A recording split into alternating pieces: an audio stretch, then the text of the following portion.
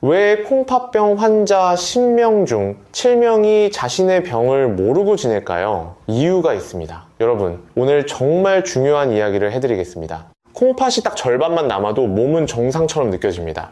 아무런 증상이 없어요. 그래서 사람들은 괜찮다고 생각하죠. 근데 문제는 여기서부터입니다.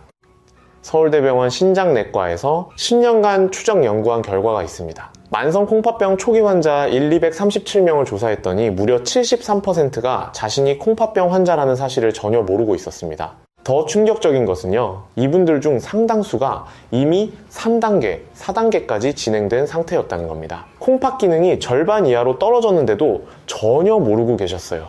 저도 처음엔 몰랐습니다. 신장내과 전문의로 20년 넘게 일하면서 수천 명의 환자분들을 봤지만 처음에는 이 병의 무서움을 제대로 이해하지 못했습니다. 그런데 환자분들을 오랫동안 지켜보면서 깨달았습니다. 콩팥병은 정말로 조용한 살인자라는 것을요, 증상 없이 조용히 다가와서 어느 날 갑자기 투석이나 이식이 필요한 상태가 돼버립니다.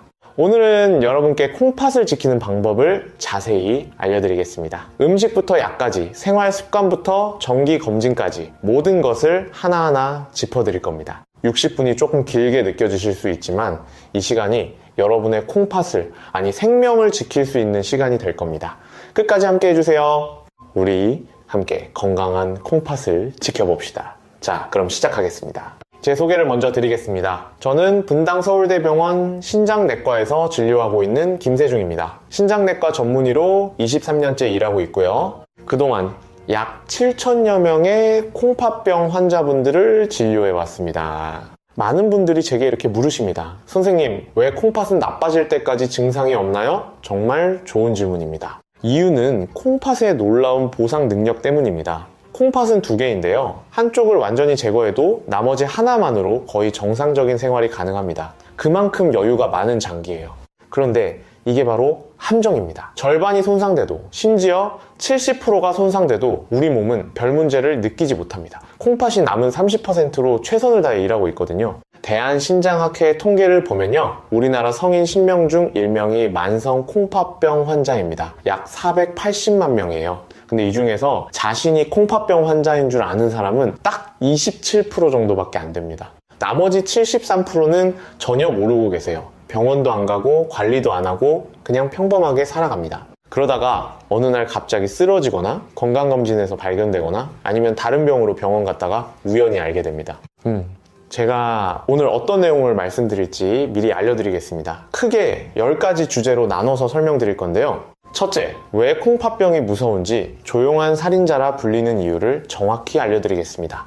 둘째, 콩팥이 나빠지고 있다는 5가지 신호를 알려드릴 겁니다. 여러분 스스로 체크해 보실 수 있어요. 셋째, 콩팥에 가장 좋은 음식들을 소개하겠습니다. 넷째, 반대로 절대 피해야 할 음식들도 알려드립니다. 소금, 칼륨, 인 이런 것들 어떻게 관리해야 하는지요. 다섯째, 약 이야기를 할 겁니다. 진통제부터 항생제까지. 콩팥에 위험한 약들이 생각보다 많거든요. 여섯째, 물을 얼마나 마셔야 하는지 알려드리겠습니다. 많이 마시는 게 좋을까요? 적게 마시는 게 좋을까요? 일곱째, 단백질 관리법입니다. 단백질을 어떻게 먹어야 콩팥에 부담을 안 줄까요? 여덟째, 생활 습관입니다. 운동, 체중 관리 이런 것들이 콩팥에 미치는 영향을 알려드립니다. 아홉째, 정기검진과 추적 관리 방법을 설명드리겠습니다. 10번째, 마지막으로 희망의 메시지를 드리겠습니다. 콩팥병은 관리만 잘하면 평생 투석 없이도 살 수 있거든요. 자, 이제 본격적으로 시작해볼까요? 첫 번째 주제부터 들어가겠습니다. 왜 콩팥병은 조용한 살인자라 불릴까요? 구체적으로 어떤 일이 우리 몸에서 벌어지는지 설명드리겠습니다. 콩팥의 역할을 먼저 이해하셔야 돼요. 콩팥이 하는 일이 크게 3가지입니다. 첫째, 노폐물을 걸러서 소변으로 내보냅니다. 우리가 밥을 먹으면 영양분을 흡수하고 나서 찌꺼기가 생기는데요. 이 찌꺼기들을 콩팥이 걸러줍니다. 만약 이게 안 되면요, 몸에 독소가 쌓여요. 이게 바로 요독증입니다. 둘째, 수분과 전해질의 균형을 맞춥니다. 우리 몸에 물이 너무 많아도 안 되고 너무 적어도 안 됩니다. 나트륨, 칼륨 이런 전해질도 마찬가지예요. 콩팥이 이걸 정교하게 조절합니다. 셋째, 호르몬을 만듭니다. 혈압을 조절하는 호르몬, 적혈구를 만드는 호르몬, 뼈를 튼튼하게 하는 비타민 D를 활성화시키는 것도 콩팥이 합니다. 근데 콩팥이 나빠지면 이 모든 기능이 서서히 떨어집니다. 처음에는 아무런 증상이 없어요. 왜냐하면 콩팥이 워낙 여유가 많은 장기라서 절반만 남아도 제 기능을 다 할 수 있거든요. 문제는 여기서부터입니다. 증상이 없으니까 사람들은 자기 콩팥이 나빠지고 있다는 걸 모릅니다. 그래서 관리도 안 하고 검사도 안 받고 그냥 평범하게 지내요. 그러다가 콩팥 기능이 30% 이하로 떨어지면 그때부터 증상이 나타나기 시작합니다. 피로감이 심해지고 입맛이 없어지고 숨이 차고 발이 붓고 이런 증상들이 생겨요. 근데 이미 이 정도 되면 4단계 또는 5단계입니다. 콩팥 기능의 70%가 이미 손상된 상태예요. 이 상태에서는 다시 회복하기가 정말 어렵습니다. 국민건강보험공단 자료를 보면요, 2023년 한 해 동안 새로 투석을 시작한 환자가 1만 2천여 명입니다. 하루에 약 33명씩 투석을 새로 시작하는 거예요. 이분들 대부분이 이렇게 말씀하십니다. 몰랐어요. 증상이 하나도 없었는데요. 실제로 제가 외래에서 만난 환자분 이야기를 하나 해드리겠습니다. 부산에 사시는 박정숙 할머니 71세이신데요. 할머니는 평소에 건강하다고 생각하셨어요. 매일 아침 산책도 하시고 밥도 잘 드시고 아무 불편한 게 없으셨거든요. 그런데 어느 날 딸이 건강검진 한번 받아보시라고 해서 받았는데요. 검사 결과를 보고 깜짝 놀랐습니다. 콩팥 기능이 23%밖에 안 남아 있었어요. 이미 5단계 말기 신부전 상태였습니다. 할머니가 우시면서 이러셨어요. 선생님, 저 전혀 아프지 않았는데요. 어떻게 이렇게 나빠질 수 있나요? 네, 가능합니다. 이게 바로 콩팥병의 무서운 점입니다. 그렇다면 어떻게 해야 할까요? 다행히 방법이 있습니다. 조기에 발견하면 진행을 늦출 수 있고 심지어 멈출 수도 있습니다. 질병관리청 연구 결과를 보면요, 콩팥병 1단계나 2단계에서 발견해서 관리를 시작한 사람들의 83%가 10년 후에도 투석 없이 생활하고 있습니다. 반대로 3단계나 4단계에서 발견한 경우는요, 10년 내 투석 확률이 47%까지 올라갑니다. 그러니까 핵심은 조기 발견입니다. 증상이 없어도 정기적으로 검사를 받아야 합니다. 특히 위험 요인이 있는 분들은 더욱 그렇습니다. 위험 요인이 뭐냐고요? 당뇨병, 고혈압, 가족력, 이 세 가지가 가장 중요합니다. 대한당뇨병학회 자료를 보면 당뇨병 환자 10명 중 3명이 결국 콩팥병으로 진행합니다. 고혈압도 마찬가지예요. 혈압이 높으면 콩팥의 혈관이 손상되거든요. 그리고 가족 중에 콩팥병 환자가 있으면 본인도 걸릴 확률이 3.2배 높아집니다. 유전적인 요인이 있기 때문입니다. 여러분, 혹시 이런 위험 요인 가지고 계신가요? 당뇨병이 있으시거나 혈압이 높으시거나 가족 중에 콩팥병 환자가 계신가요? 그렇다면 1년에 최소 한 번은 콩팥 검사를 받으셔야 합니다. 검사는 간단해요. 소변 검사랑 피 검사 딱 두 가지만 하면 됩니다. 소변 검사에서는 단백뇨가 나오는지 확인하고요. 피 검사에서는 크레아티닌이라는 수치를 봅니다. 이 두 가지로 콩팥 상태를 정확히 알 수 있어요. 자, 지금까지 왜 콩팥병이 무서운지 말씀드렸습니다. 증상이 없어서 모르고 지내다가 발견됐을 때는 이미 많이 진행된 경우가 대부분이라는 거. 그래서 조기 발견이 정말 중요하다는 것. 다음은 더 구체적인 이야기를 해드리겠습니다. 콩팥이 나빠지고 있다는 신호 5가지를 알려드리겠습니다. 여러분, 콩팥이 보내는 경고 신호를 알아차리실 수 있나요? 이제부터 말씀드리는 5가지 증상이 있으면 반드시 병원에 가셔야 합니다. 첫 번째 신호는 부종입니다. 발이나 다리가 붓는 거예요. 특히 저녁이 되면 심해집니다. 왜 붓는 걸까요? 콩팥이 수분을 제대로 배출하지 못하기 때문입니다. 낮 동안 몸에 쌓인 물이 중력 때문에 아래쪽, 즉 발과 다리로 내려가서 붓는 거예요. 근데 이게 단순히 오래 서 있어서 붓는 것과는 다릅니다. 콩팥 때문에 붓는 건요, 아침에 일어나도 안 빠져요. 계속 부어 있습니다. 양말 자국이 깊게 남고 발등을 손가락으로 눌렀을 때 쏙 들어갔다가 천천히 올라옵니다. 서울하산병원 연구팀이 조사했더니요, 만성 콩팥병 환자의 68%가 부종을 경험했다고 합니다. 그런데 문제는 이분들 중 절반이 그냥 나이 들어서 그런가 보다 하고 넘어갔다는 겁니다. 대구에 사시는 이영호 할아버지 68세이신데요. 할아버지도 처음에는 그냥 많이 걸어서 붓는가 보다 하셨어요. 근데 한 달이 지나도 붓기가 안 빠지더래요. 그때 딸이 병원에 가보시라고 해서 갔는데 콩팥 기능이 34%밖에 안 남아 있었습니다. 다행히 4단계에서 발견해서 지금은 관리하면서 잘 지내고 계십니다. 두 번째 신호는 소변의 변화입니다. 거품이 많이 생기거나 색깔이 이상하거나 자주 마려운데 양이 적거나 이런 변화들이 나타납니다. 특히 거품료가 중요합니다. 소변을 봤을 때 거품이 많이 생기고 한참 있어도 안 없어지면 단백뇨일 가능성이 높습니다. 단백뇨는 콩팥이 단백질을 제대로 걸러내지 못해서 소변으로 나오는 겁니다. 정상적인 콩팥은 단백질을 몸에 남겨두고 노폐물만 소변으로 내보내거든요. 근데 콩팥이 손상되면 단백질까지 새어나갑니다. 세브란스 병원 신장내과 자료를 보면요, 단백뇨가 있는 사람은 10년 내 투석 확률이 5.7배 높습니다. 그만큼 중요한 신호예요. 소변 색깔도 주의해서 보셔야 합니다. 정상적인 소변은 맑은 노란색이에요. 근데 콜라색처럼 어두운 갈색이거나 피가 섞여서 붉은색이면 문제가 있는 겁니다. 세 번째 신호는 피로감입니다. 이상하게 자꾸 피곤하고 기운이 없고 뭘 해도 힘들어요. 왜 피곤할까요? 콩팥이 나빠지면 적혈구를 만드는 호르몬이 줄어들어서 빈혈이 생깁니다. 빈혈이 있으면 온몸에 산소 공급이 부족해지니까 당연히 피곤하죠. 그리고 몸에 독소가 쌓이는 것도 원인입니다. 콩팥이 노폐물을 제대로 못 걸러내면 독소가 혈액에 남아서 온몸을 돌아다닙니다.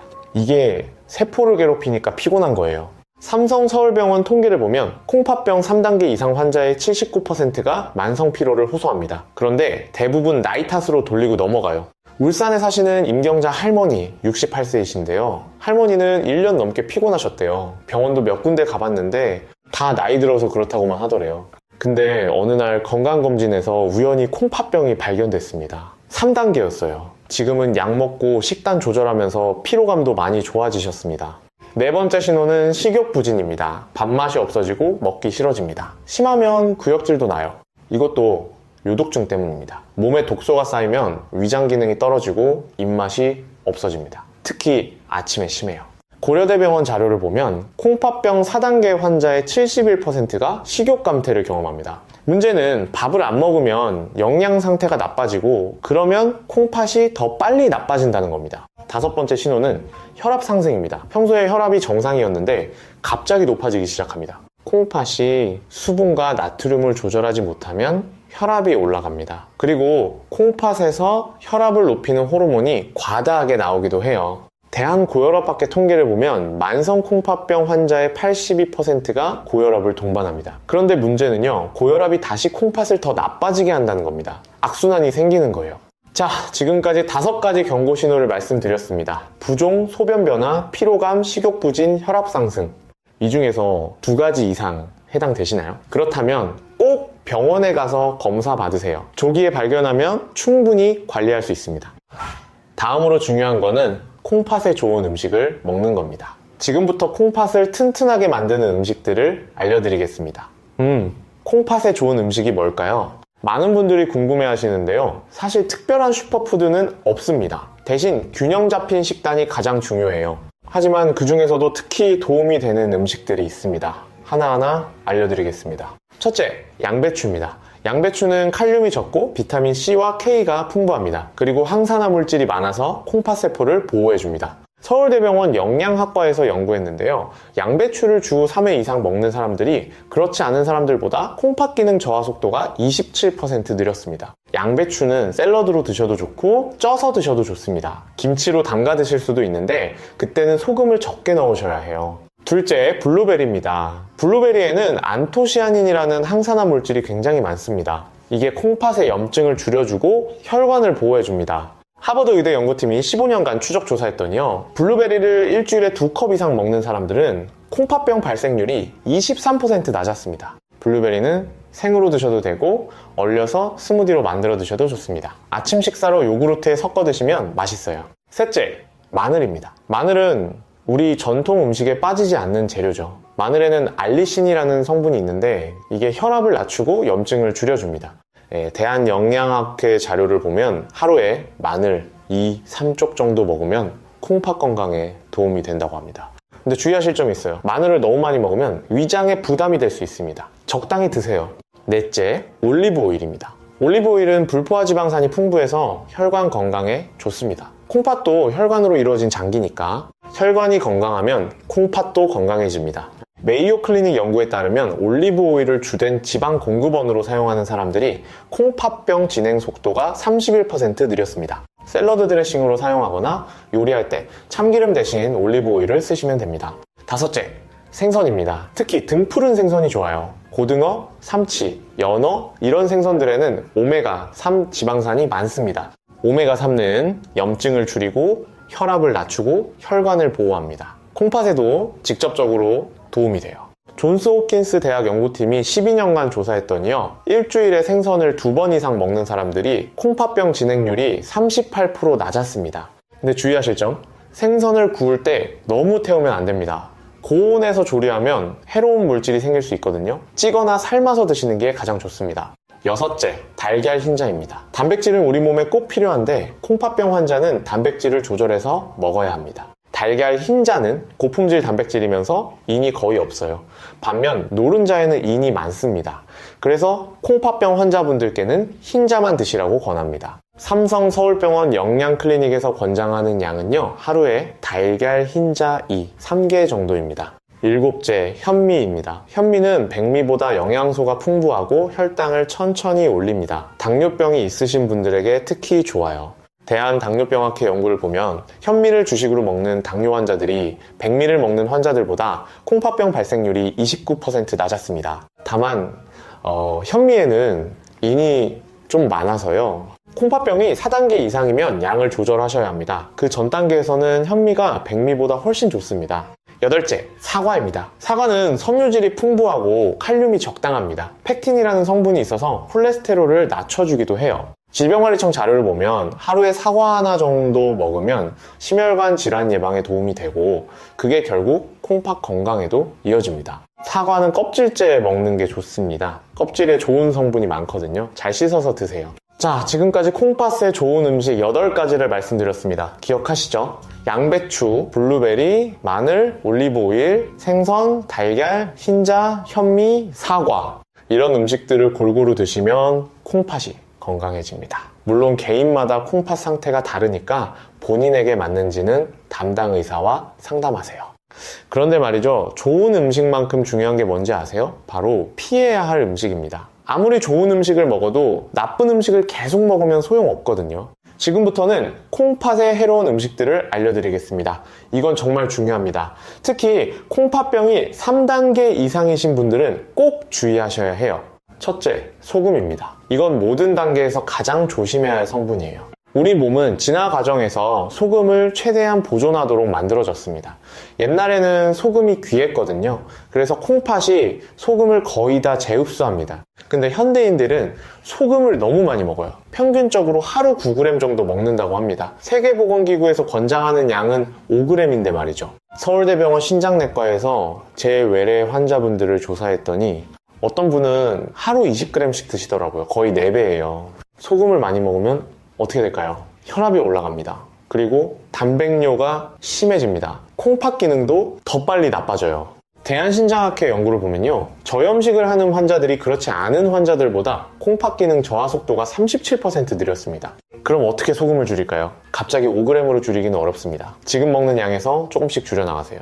지금 하루 10g 드신다면 먼저 8g으로 줄이세요. 그게 익숙해지면 6g으로 이런 식으로 서서히 줄이는 겁니다. 실제로 연구 결과를 보면요, 절대량을 5g까지 줄이지 못하더라도 원래 먹던 양보다 상대적으로 30% 정도만 줄여도 효과가 있습니다. 혈압도 내려가고 단백뇨도 줄어들어요. 소금을 줄이는 구체적인 방법을 알려드릴게요. 하나, 국물 음식을 줄이세요. 찌개, 국, 라면 이런 거요. 국물에 소금이 엄청 많습니다. 둘, 김치를 덜 짜게 담그세요. 우리나라 사람들 소금 섭취의 상당 부분이 김치에서 옵니다. 셋, 가공식품을 피하세요. 햄, 소시지, 베이컨, 통조림 이런 것들은 소금 덩어리예요. 넷, 외식을 줄이세요. 식당 음식은 집에서 만든 것보다 소금이 2, 3배 많습니다. 다섯, 소금 대신 다른 양념을 사용하세요. 레몬즙, 식초, 허브 이런 걸로 맛을 내면 소금을 덜 넣어도 맛있어요. 창원에 사시는 장순옥 할머니 72세이신데요. 할머니는 짠 음식을 정말 좋아하셨대요. 김치도 짜게 드시고 국도 진하게 드시고, 근데 콩팥병 3단계 진단을 받으신 후에 저염식을 시작하셨어요. 처음 한 달은 정말 힘드셨대요. 음식이 맛이 없어서 식사가 고역이었다고. 하지만 2달쯤 지나니까 적응이 되더래요. 오히려 이제는 짠 음식이 거부감이 든다고 하십니다. 그리고 6개월 후 검사에서 단백뇨가 절반으로 줄었습니다. 둘째, 칼륨입니다. 칼륨은 좀 복잡해요. 콩팥 상태에 따라 많이 먹어야 할 수도 있고 적게 먹어야 할 수도 있거든요.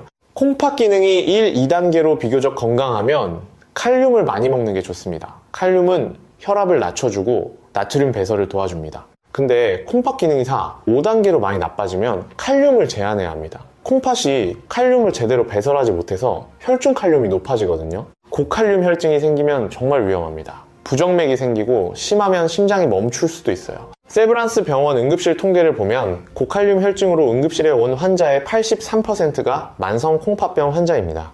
칼륨이 많은 음식은 뭐가 있을까요? 바나나, 토마토, 오렌지, 키위, 수박, 참외, 멜론, 감자, 고구마, 시금치, 미역, 다시마 이런 것들입니다. 콩팥 기능이 4단계 이상이면 이런 음식들을 조심해야 합니다. 아예 안 먹을 필요는 없는데 양을 줄이셔야 돼요. 그리고 조리법을 바꾸면 칼륨을 줄일 수 있습니다. 칼륨은 수용성이라서 물에 녹거든요. 채소를 먹을 때 생으로 드시지 말고 물에 2시간 이상 담갔다가 데쳐서 드세요. 그러면 칼륨이 50% 가까이 빠져나갑니다. 안동에 사시는 오복순 할머니 77세이신데요. 할머니는 콩팥병 5단계예요. 투석은 아직 안 하시고 관리하고 계세요. 할머니가 처음 진단받았을 때 좋아하시던 바나나랑 토마토를 못 먹게 됐어요. 너무 속상해 하셨는데요. 영양사 선생님이 알려주신 방법이 있었습니다.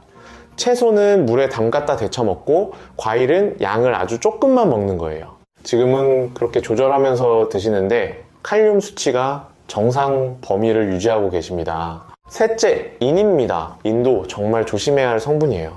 인은 에너지 생성에 필요한 중요한 물질입니다. 근데 콩팥이 나빠지면 인이 몸에 쌓여요. 그러면 혈관이 석회화됩니다. 혈관 석회화가 뭐냐고요? 혈관 벽에 칼슘과 인이 쌓여서 혈관이 딱딱해지는 겁니다. 돌처럼 굳어버려요. 그러면 심근경색, 뇌졸중 같은 심혈관 질환 위험이 엄청나게 높아집니다. 국민건강보험공단 자료를 보면 혈관 석회화가 심한 콩팥병 환자는 그렇지 않은 환자보다 사망률이 2.8배 높습니다. 인이 많이 들어있는 건 뭘까요? 첫째, 약입니다. 약에는 보존제로 인이 많이 들어가요. 유통기한 이 3년씩 가는 약들, 거기 다 인이 들어있습니다. 둘째, 가공식품입니다. 햄, 베이컨, 소시지, 통조림, 인스턴트 식품 이런 데 인이 엄청 많아요. 그것도 흡수가 잘 되는 형태로요. 대한영양학회 분석을 보면 가공식품의 인은 90% 이상 흡수됩니다. 반면 자연식품의 인은 40, 60% 정도만 흡수돼요. 그러니까 같은 양의 인이라도 가공식품으로 먹으면 몸에 훨씬 많이 쌓인다는 뜻입니다. 셋째, 유제품입니다. 우유, 요구르트, 치즈 이런 데 인이 많습니다. 단백질도 많지만 인도 많아요. 넷째, 견과류입니다. 땅콩, 호두, 아몬드 이런 것들 건강에 좋다고 많이 드시는데 콩팥병 환자에게는 인 섭취가 과할 수 있어요. 그럼 단백질은 어떻게 먹어야 할까요? 인이 적고 단백질이 많은 음식을 선택해야 합니다. 가장 좋은 건 고기, 생선, 달걀, 흰자입니다. 이런 음식들은 인 대비 단백질 비율이 좋아요. 서울대병원 영양클리닉에서 권장하는 방법은요, 유제품을 먼저 제한하고 대신 고기나 생선으로 단백질을 섭취하는 겁니다. 수원에 사시는 신명숙 할머니 61세이신데요. 할머니는 건강을 위해 매일 우유를 마시고 요구르트도 드시고 치즈도 드셨어요. 근데 콩팥병 3단계 진단 후에 검사를 해보니 인 수치가 굉장히 높았습니다. 영양사 상담을 받고 유제품을 줄이고 대신 고기와 생선을 적당히 드셨더니요, 3개월 후 인 수치가 정상으로 돌아왔습니다. 그리고 콩팥 기능도 더 이상 나빠지지 않고 유지되고 있어요. 자, 여기까지 콩팥에 해로운 음식 3가지를 말씀드렸습니다. 소금, 칼륨, 인, 이 3가지를 잘 조절하는 것이 콩팥 관리의 핵심입니다. 근데 음식만큼 중요한 게 또 있습니다. 바로 약이에요. 약도 잘못 먹으면 콩팥을 망가뜨릴 수 있거든요. 다음은 콩팥의 위험한 약들에 대해 자세히 알려드리겠습니다. 여러분, 혹시 진통제 자주 드시나요? 두통 있을 때, 생리통 있을 때, 관절 아플 때 먹는 그 약 말이에요. 그 약들 중 상당수가 NSAIDs라는 진통제입니다. NSAID요. 이게 콩팥에 정말 안 좋아요. NSAID 진통제가 뭐냐고요? Non-steroidal anti-inflammatory drugs의 줄임말인데요. 쉽게 말하면 염증을 줄여주는 진통제입니다. 여러분이 약국에서 쉽게 살 수 있는 약들 대부분이 여기 속합니다. 이부프로펜, 나프록센, 인도메타신, 디클로페낙 이런 것들이에요. 상품명으로는 브루펜, 게보린, 펜잘, EGN6, 탁센 이런 것들입니다. 감기약에도 많이 들어있어요. 왜 이 약이 콩팥에 나쁠까요? NSAID는 콩팥으로 가는 혈류를 줄입니다. 콩팥은 혈액을 걸러서 일하는 장기인데 혈액이 줄어들면 일을 제대로 못하게 되죠. 콩팥이 건강한 사람은 한두 번 먹어도 괜찮아요. 금방 회복되거든요.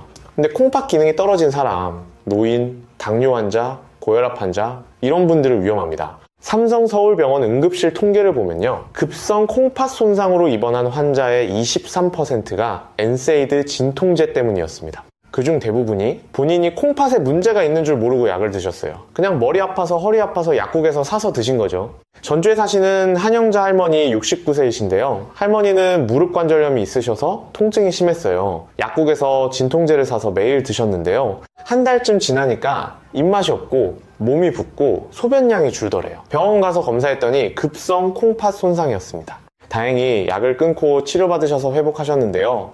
담당 의사 선생님이 이러셨대요. 진통제만 안 드셨어도 이런 일 없었을 거라고요. 그래서 제가 환자분들께 항상 말씀드립니다. 다른 병원 가실 때 꼭 이렇게 말씀하세요. 저 만성 콩팥병이 있으니까 엔세이드 진통제는 빼주세요 라고요. 대신 타이레놀 같은 아세트아미노펜 계열 진통제는 비교적 안전합니다. 물론 이것도 과량 복용하면 간에 안 좋지만 적정량을 지키면 콩팥에는 부담이 적어요. 두 번째로 조심해야 할 약은 항생제입니다. 항생제는 종류가 엄청 많아요. 그중 일부가 콩팥에 독성이 있습니다. 특히 아미노글리코사이드계의 항생제가 조심스러워요. 겐타마이신, 토브라마이신 이런 것들이죠. 이 약들은 콩팥 세포를 직접 손상시킬 수 있습니다. 그리고 콩팥 기능이 떨어지면 항생제 용량을 조절해야 합니다. 어떤 약은 하루 3회를 2회로 줄여야 하고 어떤 약은 용량을 절반으로 줄여야 해요. 세브란스 병원 약제과 자료를 보면 콩팥 기능에 따라 용량 조절이 필요한 항생제가 47종이나 됩니다. 그래서 항생제 처방받을 때는 꼭 의사에게 콩팥 상태를 말씀하셔야 합니다. 그래야 안전한 약을 적절한 용량으로 처방받을 수 있어요. 세 번째는 조영제입니다. CT 찍을 때 쓰는 그 약이에요. 조영제는 콩팥으로 배설되는데 콩팥을 지나가면서 손상을 줄 수 있습니다. 특히 콩팥 기능이 떨어진 사람에게는 더 위험해요. 띠가 내 영상, 대한영상의학회 통계를 보면 콩팥 기능이 60% 이하인 사람이 조영제를 쓰면 급성 콩팥 손상 위험이 5.7배 높아집니다. 그럼 CT를 아예 못 찍는 건가요? 아니요, 방법이 있습니다. 첫째, 꼭 필요한 경우가 아니면 다른 검사로 대체합니다. 초음파나 MRI로 대신할 수 있으면 그렇게 하는 거죠. 둘째, 꼭 찍어야 하면 수액요법을 병행합니다. 검사 전후로 수액을 충분히 맞으면 조영제가 빨리 빠져나가서 콩팥 손상을 줄일 수 있어요. 고려대병원 영상의학과 프로토콜을 보면 콩팥 기능이 떨어진 환자는 검사 전 12시간, 검사 후 12시간 동안 수액 치료를 합니다. 대전에 사시는 정태영 할아버지 74세이신데요. 할아버지는 콩팥병 3단계예요. 복통이 심해서 응급실에 갔는데 CT를 찍어야 한다고 하더래요. 할아버지가 콩팥이 안 좋다고 말씀하셨더니 의사 선생님이 수액 치료를 먼저 하고 CT를 찍으셨대요. 그리고 검사 후에도 수액을 더 맞으셨고요. 덕분에 콩팥 손상 없이 검사를 잘 마치셨습니다. 이렇게 미리 말씀하시는 게 정말 중요해요. 자, 지금까지 3가지 위험한 약을 말씀드렸습니다. 엔세이드 진통제, 항생제, 조영제. 이 외에도 건강보조식품도 조심해야 합니다. 건강식품이라고 해서 다 안전한 게 아니에요. 질병관리청 자료를 보면 건강보조식품으로 인한 콩팥 손상 사례가 매년 증가하고 있습니다. 특히 다이어트 제품, 근육보충제 이런 것들이 문제가 많아요. 그리고 한약도 조심해야 합니다. 일부 한약제에는 콩팥에 독성이 있는 성분이 들어있거든요. 그래서 건강보조식품이나 한약을 드실 때는 꼭 의사와 상담하세요. 특히 콩팥 기능이 떨어진 분들은 더욱 조심하셔야 합니다. 자, 여기까지 5가지 주제를 다뤘습니다. 잠깐 정리하고 넘어갈게요. 첫째, 콩팥병은 조용한 살인자입니다. 증상 없이 진행되다가 발견됐을 때는 이미 많이 나빠져 있어요. 그래서 정기검진이 중요합니다. 둘째, 경고신호 5가지를 기억하세요. 부종, 소변 변화, 피로감, 식욕 부진, 혈압 상승. 이 중 2가지 이상 있으면 꼭 병원 가세요. 셋째, 콩팥에 좋은 음식을 드세요. 양배추, 블루베리, 마늘, 올리브오일, 생선, 달걀, 흰자, 현미, 사과. 넷째, 나쁜 음식을 피하세요. 소금, 칼륨, 인이 많은 음식을 조절해야 합니다. 특히 소금은 모든 단계에서 줄이셔야 해요. 5째, 위험한 약을 조심하세요. 엔세이드 진통제, 일부 항생제, 조영제, 건강보조식품 이런 것들이 콩팥을 손상시킬 수 있습니다. 이 5가지만 잘 지켜도 콩팥을 상당히 보호할 수 있습니다. 하지만 아직 끝이 아닙니다. 더 중요한 내용들이 남아있어요. 계속 시청해주세요. 다음에는 물 마시는 법부터 단백질 관리까지 더 구체적인 생활관리법을 알려드리겠습니다. 다음으로 중요한 것은 물입니다. 물을 얼마나 마셔야 할까요? 많은 분들이 궁금해 하시는데요. 사실 정답은 사람마다 다릅니다. 콩팥이 건강하면 물을 많이 마셔도 괜찮아요. 콩팥이 알아서 조절하거든요. 갈증이 나면 마시고 싶고 수분이 충분하면 마시고 싶지 않잖아요. 그게 우리 몸의 자연스러운 신호입니다. 근데 콩팥이 나빠지면 이 조절 능력이 떨어집니다. 그래서 상황에 따라 물을 많이 마셔야 할 수도 있고 적게 마셔야 할 수도 있어요. 서울대병원 신장내과 가이드라인을 보면요, 콩팥 상태에 따라 권장량이 다릅니다. 콩팥 기능이 1, 3단계면 하루 1. 2리터 정도 마시는 게 좋습니다. 이 정도면 콩팥이 충분히 일할 수 있어요. 근데 4, 5단계로 많이 나빠지면, 특히 소변량이 줄어들면 물을 제한해야 합니다. 소변으로 안 빠지는 물이 몸에 쌓이거든요. 몸에 물이 너무 많이 쌓이면 어떻게 될까요? 부종이 생기고 심하면 폐부종이 생깁니다. 폐에 물이 차는 거예요. 숨이 차고 위험할 수 있습니다. 삼성서울병원 응급실 통계를 보면 콩팥병 환자가 폐부종으로 응급실에 온 경우에 68%가 과다한 수분 섭취 때문이었습니다. 반대로 물을 너무 적게 마시면 탈수가 됩니다. 탈수도 콩팥에 안 좋아요. 콩팥으로 가는 혈액이 줄어들어서 기능이 급격히 떨어질 수 있거든요.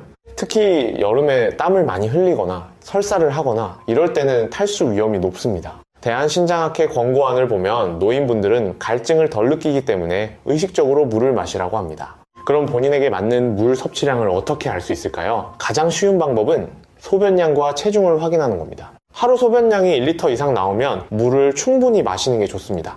근데 소변량이 500ml 이하로 줄어들면 물을 제한해야 해요. 그리고 매일 아침 체중을 재세요. 갑자기 1, 2kg 늘었다면 물이 몸에 쌓이고 있다는 신호입니다. 물 섭취를 줄이셔야 해요. 청주에 사시는 윤재호 할아버지 77세이신데요. 할아버지는 콩팥병 4단계예요. 건강에 좋다고 해서 물을 하루 3리터씩 마셨대요. 그런데 한 달쯤 지나니까 발이 심하게 붓고 숨이 차더래요. 병원 갔더니 몸에 물이 너무 많이 찼다고 당장 물을 줄이라고 하셨대요. 소변량에 맞춰서 하루 1리터 정도만 마시도록요. 지금은 그렇게 조절하시는데 부종도 빠지고 호흡도 편해지셨습니다. 자, 물 마시는 것도 중요하지만 차는 어떨까요? 커피, 녹차, 옥수수 수염차, 이런 차들은 이뇨작용이 있습니다. 소변을 더 많이 나오게 하는 거예요. 한두 잔 정도는 괜찮은데요. 물처럼 많이 마시면 오히려 탈수가 될 수 있습니다. 차로 배출되는 수분이 더 많거든요. 질병관리청 자료를 보면 카페인이 들어있는 음료를 하루 4잔 이상 마시는 사람들이 콩팥 기능 저하 속도가 19% 빨랐습니다. 그래서 차를 마실 때는 물도 함께 충분히 드세요. 혹은 차를 희석해서 드시면 됩니다. 진하게 드시지 마시고요. 비타민C도 조심해야 합니다. 비타민C를 과다 복용하면 결석이 생길 수 있어요. 세브란스 병원 비뇨의학과 자료를 보면 하루 0mg 이상 비타민C를 장기간 복용한 사람들에게서 결석 발생률이 2.3배 높았습니다. 그래서 비타민C 보충제는 하루 500mg 정도가 적당합니다. 과일이나 채소로 자연스럽게 섭취하는 게 가장 좋아요. 자, 지금까지 물 마시는 법을 알려드렸습니다. 본인의 콩팥 상태와 소변량에 맞춰서 조절하시면 됩니다. 다음은 단백질 이야기를 하겠습니다. 단백질, 정말 중요한 영양소인데요. 콩팥병 환자에게는 양날의 검입니다. 단백질은 우리 몸을 만드는 기본 재료예요. 근육, 피부, 머리카락, 효소, 호르몬 다 단백질로 만들어집니다. 그래서 꼭 필요해요. 근데 단백질을 먹으면 노폐물이 생깁니다. 요소질소라는 건데요. 이게 콩팥을 통해 배출돼야 해요. 콩팥이 건강하면 문제 없습니다. 노폐물을 척척 걸러서 내보내거든요. 근데 콩팥이 나빠지면 노폐물이 쌓입니다. 이게 쌓이면 요독증이 생겨요. 그렇다고 단백질을 안 먹으면 어떻게 될까요? 근육이 빠지고 영양 실조가 옵니다. 노인분들은 근육이 줄어들면 낙상 위험도 높아지고 면역력도 떨어져요. 그래서 적절한 양을 먹는 게 중요합니다. 너무 많지도 너무 적지도 않게요. 대한신장학회 영양 가이드라인을 보면 콩팥 단계별로 권장량이 다릅니다. 1, 2단계 체중 1kg당 0.81g, 예를 들어 60kg면 하루 48, 60kg 정도예요. 3, 4단계 체중 1kg당 0.6, 0.8g, 60kg면 하루 36, 48g입니다. 5단계 투석 안 하는 경우 체중 1kg당 0.6g, 60kg면 하루 36g예요. 5단계 투석하는 경우 체중 1kg당 1.2g 투석으로 단백질이 빠져나가니까 더 많이 먹어야 합니다. 이게 얼마나 되는 양인지 감이 안 오시죠? 구체적인 예를 들어드릴게요. 닭가슴살 100g에 단백질이 약 23g 들어있습니다. 생선 100g에는 약 20g, 계란 하나에는 약 6g, 두부반 모에는 약 10g예요. 그러니까 3단계 환자가 하루 40씩을 먹는다면요, 닭가슴살 100g 2개 두부 반모 정도면 됩니다. 서울대병원 영양클리닉에서는 환자분들께 단백질 식단표를 드립니다. 아침, 점심, 저녁에 뭘 얼마나 드시면 되는지 구체적으로요. 근데 여기서 중요한 게 있어요. 단백질의 질입니다. 단백질에도 등급이 있거든요. 고품질 단백질과 저품질 단백질로 나뉩니다.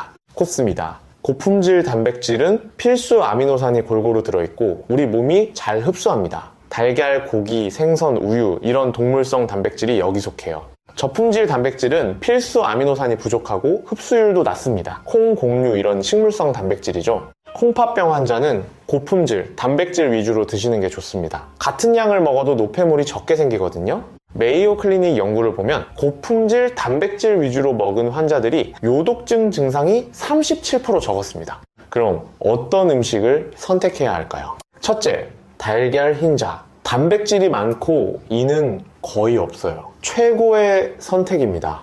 둘째, 생선. 특히 흰살 생선이 좋습니다. 고등어나 삼치 같은 등푸른 생선도 좋은데 인이 좀 있으니 양을 조절하세요. 셋째, 닭고기. 특히 가슴살이 좋습니다. 껍질은 제거하고 드세요. 지방이 많거든요. 넷째, 소고기나 돼지고기. 기름기 적은 부위로 선택하세요. 안심, 등심 이런 부위요. 인천에 사시는 한상철 할아버지 62세이신데요. 할아버지는 콩팥병 3단계예요. 처음에는 단백질을 줄인다고 고기를 거의 안 드셨대요. 두부랑 콩으로만 단백질을 채우셨는데요. 3개월 후 검사에서 근육량이 많이 줄어 있었습니다. 영양사 선생님이 그러시더래요. 식물성 단백질만 드시면 안 되고 동물성 단백질도 적당히 드셔야 한다고요. 지금은 매일 계란 2개, 생선이나 고기 100g 정도 드시는데요. 근육량도 회복되고 콩팥 기능도 안정적으로 유지되고 계십니다. 자, 단백질 정리하겠습니다. 콩팥 단계에 맞는 양을 먹되 고품질 단백질 위주로 선택하세요. 그리고 한 번에 몰아서 먹지 말고 새끼에 골고루 나눠 드세요. 다음은 생활 습관입니다. 운동, 체중 관리 이런 것들이 콩팥에 어떤 영향을 미치는지 알려드리겠습니다. 먼저 운동부터 얘기할게요. 운동이 콩팥에 좋을까요? 나쁠까요? 대부분의 경우 운동은 좋습니다. 혈압을 낮추고 혈당을 조절하고 체중을 관리하고 스트레스를 줄여줍니다. 이 모든 게 콩팥 건강에 도움이 돼요. 대한신장학회 연구를 보면 규칙적으로 운동하는 콩팥병 환자가 그렇지 않은 환자보다 투석 시작 시기가 평균 2.3년 늦었습니다. 근데 운동도 적절히 해야 합니다. 너무 심하게 하면 오히려 해로워요. 격렬한 운동을 하면 근육이 분해되면서 노폐물이 많이 생깁니다. 크레아티닌이라는 수치가 올라가는데 이게 콩팥에 부담을 줍니다. 그리고 땀을 많이 흘리면 탈수가 됩니다. 탈수도 콩팥에 안 좋다고 앞에서 말씀드렸죠. 그럼 어떤 운동이 좋을까요? 가장 좋은 건 걷기입니다. 하루 30분, 일주일에 5일 정도 걸으세요. 빠르게 걷는 게 좋은데 숨이 약간 찰 정도면 적당합니다. 세브란스 병원 재활의학과 프로그램을 보면 걷기 운동을 6개월 한 콩팥병 환자들의 콩팥 기능이 평균 7% 향상됐습니다. 수영도 좋습니다. 관절에 부담이 적고 전신 운동이 되거든요. 다만 수영장 물을 많이 마시지 않도록 조심하세요. 요가나 스트레칭도 좋습니다. 근력을 유지하고 유연성을 높여줍니다. 특히 노인분들께 추천합니다. 반대로 피해야 할 운동도 있어요. 마라톤 같은 장거리 달리기, 웨이트 트레이닝 같은 고강도 운동, 이런 건 콩팥병 환자에게는 부담이 됩니다. 대구에 사시는 장기영 할아버지 66세이신데요. 할아버지는 콩팥병 2단계예요. 건강을 위해 등산을 시작하셨는데요. 주말마다 산에 가셨대요. 처음에는 좋았는데 3개월쯤 지나니까 콩팥 기능 검사 수치가 나빠졌어요. 의사 선생님이 그러시더래요. 등산이 나쁜 건 아닌데 너무 힘들게 하시는 것 같다고요. 강도를 줄이고 충분히 수분 보충하면서 하라고요. 지금은 가까운 산책로를 천천히 걷는 정도로 바꾸셨는데 콩팥 기능도 다시 안정됐습니다. 다음은 체중 관리입니다. 비만은 콩팥에 정말 안 좋아요. 살이 찌면 혈압이 올라가고 당뇨가 생기기 쉽고 염증 물질이 많아집니다. 이 모든 게 콩팥을 공격합니다. 국민건강보험공단 자료를 보면 비만인 사람은 정상 체중인 사람보다 만성 콩팥병 발생률이 2.6배 높습니다. 그래서 과체중이면 체중을 줄이는 게 좋은데요. 갑자기 급격하게 빼면 안 됩니다. 급격한 다이어트를 하면 근육이 빠지고 탈수가 되고 영양 불균형이 생깁니다. 이게 다 콩팥에 해롭습니다. 삼성서울병원 비만 클리닉 가이드라인을 보면 한 달에 2kg씩 천천히 빼는 게 안전합니다. 어떻게 빼야 할까요?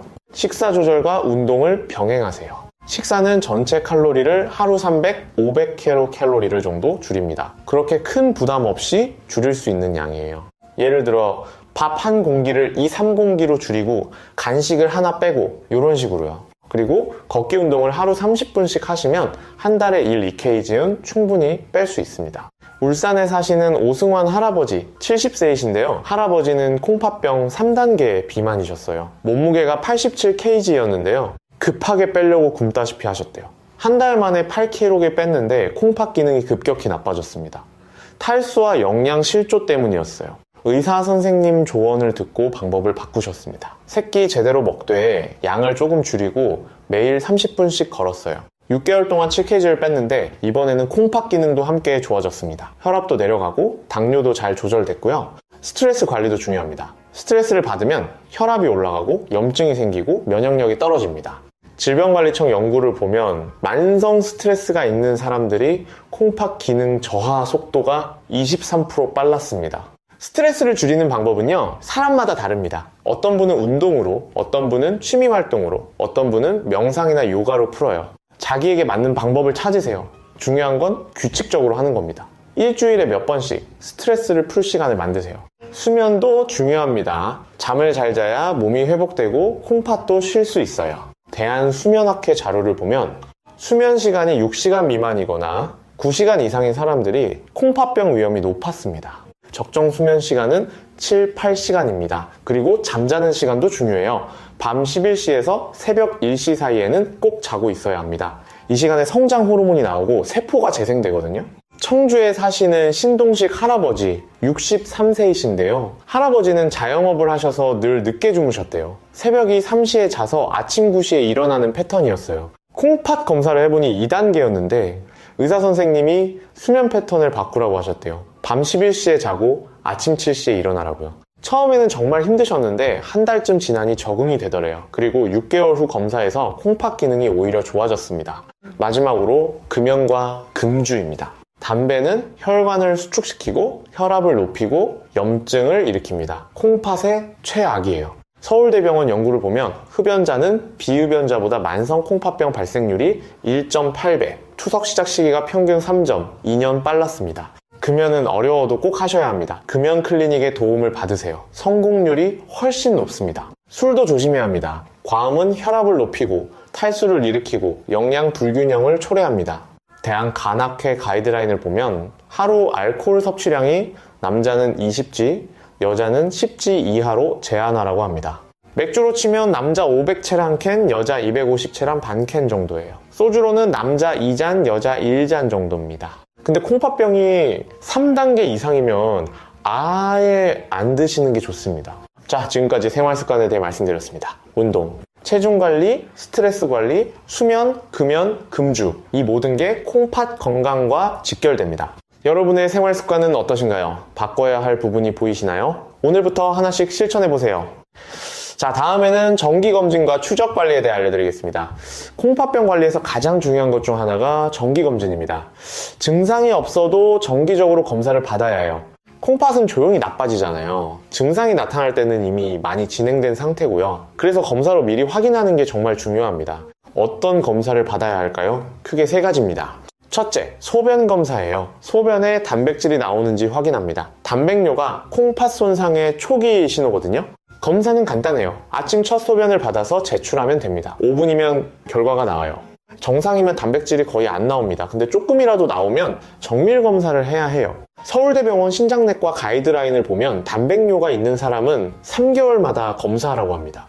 둘째, 혈액 검사입니다. 크레아티닌이라는 수치를 봅니다. 크레아티닌은 근육에서 나오는 노폐물인데요. 콩팥이 이걸 걸러서 내보냅니다. 근데 콩팥이 나빠지면 크레아티닌이 혈액에 쌓여요. 정상 수치는 남자가 0.7, 1.2, 여자가 0.5, 1, 0 정도입니다. 이보다 높으면 콩팥 기능이 떨어진 거예요. 그리고 이 수치로 사구체 역과율을 계산합니다. EGFR이라고 하는데요. 이게 콩팥 기능을 나타내는 정확한 지표입니다. 정상은 90 이상이에요. 60, 89면 1단계, 45, 59면 2단계, 30, 44면 3단계, 15, 29면 4단계, 15 미만이면 5단계입니다. 대한신장학회 권고안을 보면 위험 요인이 있는 사람은 1년에 한 번, 콩팥병 진단받은 사람은 3, 6개월에 한 번 검사하라고 합니다. 셋째, 초음파 검사입니다. 콩팥의 크기와 모양을 확인해요. 정상적인 콩팥은 강낭콩 모양의 11, 12cm의 정도 크기입니다. 근데 만성 콩팥병이 진행하면 작아지고 쪼그라들어요. 초음파로 콩팥에 낭종이나 종양이 있는지도 확인할 수 있습니다. 삼성서울병원 영상의학과 프로토콜을 보면 콩팥병 환자는 1년에 한 번 초음파 검사를 권장합니다. 부산에 사시는 임종수 할아버지 72세이신데요. 할아버지는 콩팥병 3단계예요. 처음 진단받고 3개월마다 검사를 받으셨는데요. 6개월 후 검사에서 단백뇨가 갑자기 증가했습니다. 의사 선생님이 바로 약을 조정하셨어요. 혈압약을 바꾸고 콜레스테롤 약을 추가했습니다. 3개월 후 다시 검사했더니 단백뇨가 줄어들었습니다. 콩팥 기능도 더 이상 나빠지지 않고 유지됐고요.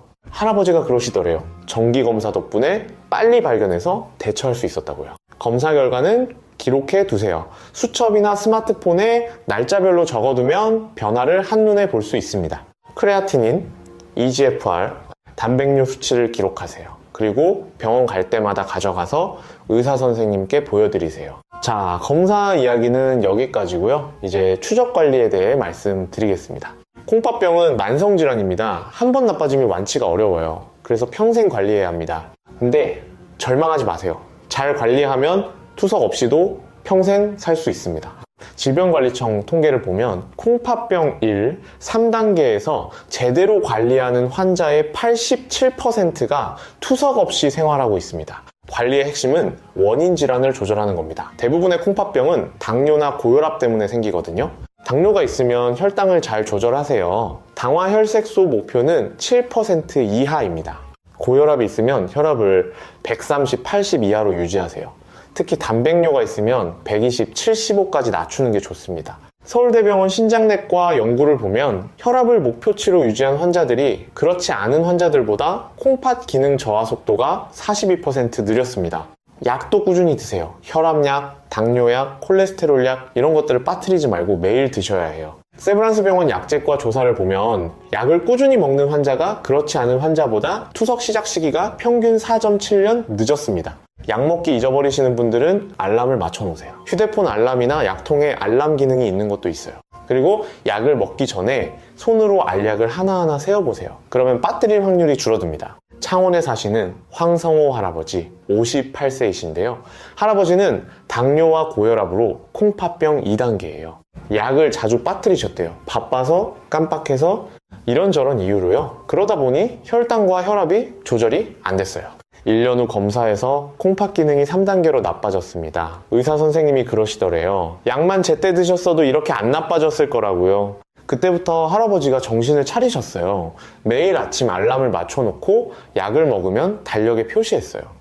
지금은 약을 거의 빠뜨리지 않으시는데 혈당과 혈압도 잘 조절되고 콩팥 기능도 더 이상 나빠지지 않고 있습니다. 자기 관리도 중요합니다. 앞에서 말씀드린 식사, 운동, 스트레스 관리 이런 것들을 생활화하세요. 처음에는 힘들어도 습관이 되면 자연스러워집니다. 한 달만 꾸준히 하면 몸이 적응해요. 성남에 사시는 서진호 할아버지 75세이신데요. 할아버지는 콩팥병 4단계예요. 5년 전에 진단받았을 때 의사 선생님이 그러셨대요. 이대로 가면 2년 안에 투석할 거라고요. 할아버지가 정말 열심히 관리하셨어요. 저염식, 단백질 조절, 매일 걷기, 스트레스 관리, 약 빠뜨리지 않기.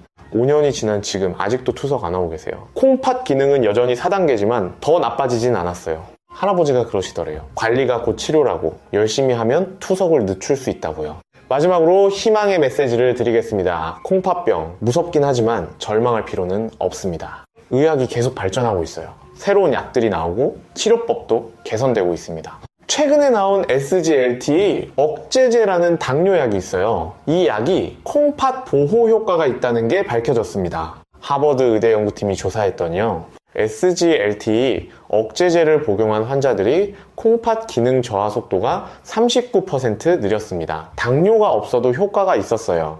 그래서 지금은 콩팥병 환자에게도 이 약을 처방합니다. 대한신장학회에서도 권장하고 있어요.